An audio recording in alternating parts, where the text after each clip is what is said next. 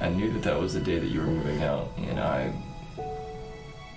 got in the car, and I sat there, and I was shaking. And I called my sister, and I said, I feel like I'm about to jump off of a bridge.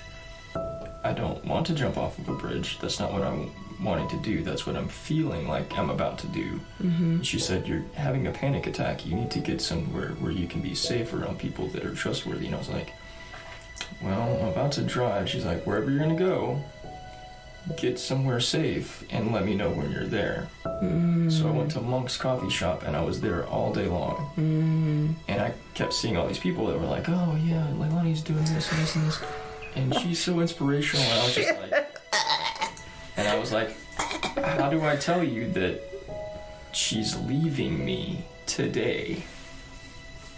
And the reason why I'm here is because my life is over and I don't know what to fucking do about it.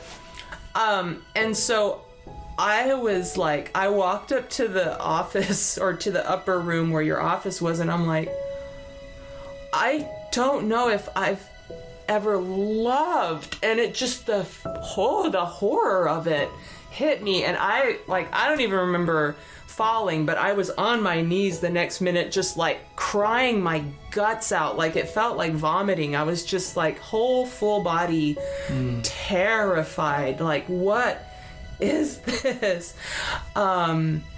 Yeah, mostly just being afraid that I must be some kind of psychopath, because I've been married for almost 12 years and I can't really even say I love Dave, because if I did, then I wouldn't have thought these things and done these things and believed this and still feel this and that. You know, I was so conflicted. I'm like, I don't know how to love men. I can say I love my mom. And that's it.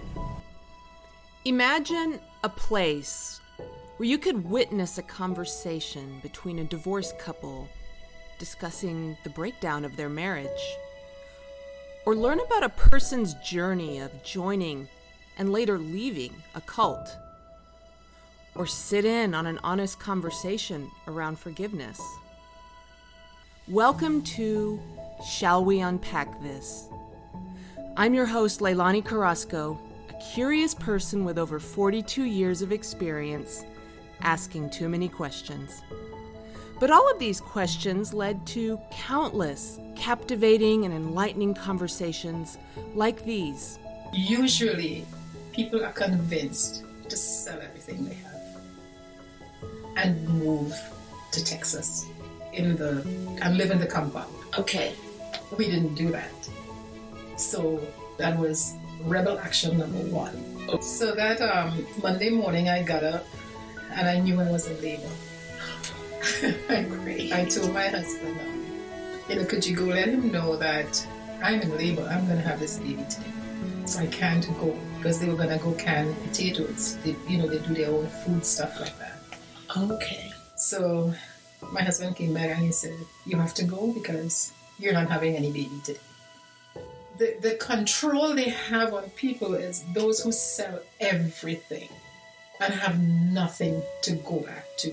And not just that, have no faith that they will be taken care of if they leave. Okay. So for me, you remember, I'm in a foreign country. But when I look back at it, everybody was placed in my life for that moment. Not only do I believe that honest conversations have the power to heal and set us free, I've experienced this in my own life. Listening to others' stories makes us realize we're not alone in our struggles. We develop greater compassion towards others and ourselves. That's why I created this podcast, to provide a platform and a safe space to dive deep into the complex, the messy, the often stigmatized, and even the taboo. Join my guests and me as we break down misconceptions, cliches, toxic positivity, and social programming that often surround these topics. And I got connected to a student ministry overseen by a former AC professor that was specifically for LGBTQ plus Christians, Wow. university students. And she was, again, her consistent message was, God is love, God loves you exactly for who you are, where you are. End of statement. End of statement. So having that consistent message over and over and over, even as I'm like wobbling through trying to just tread water, figuring out my faith, sexuality, all this, that's what I clung to, and that's what helped me, I think, reconstruct and choose to go back. Our aim on Shall We Unpack This, or SWUT for short, is to offer you a practical takeaway in each episode. I refer to this as the so what factor, or the SWUT factor. It could be a new relationship tool, a renewed sense of freedom, a valuable insight, or maybe even the clarity to articulate what was previously difficult for you to express. What's important is my receptors were on full alert, looking not for love. I was not looking for the best intentions. I was absolutely looking for the barbed wire. I was absolutely looking for the arrow.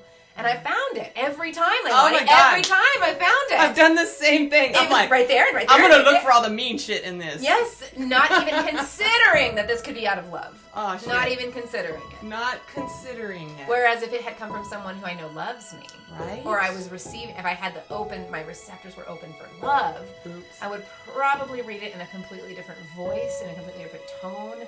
This is the thing that I don't appreciate people saying, like forgive quickly, forgive often, because their life is short. It's like, yes, life is short, but it's for living.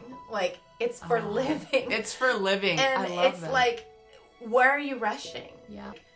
If it takes your entire life to make a true connection, that is a life lived well. That's a life lived well.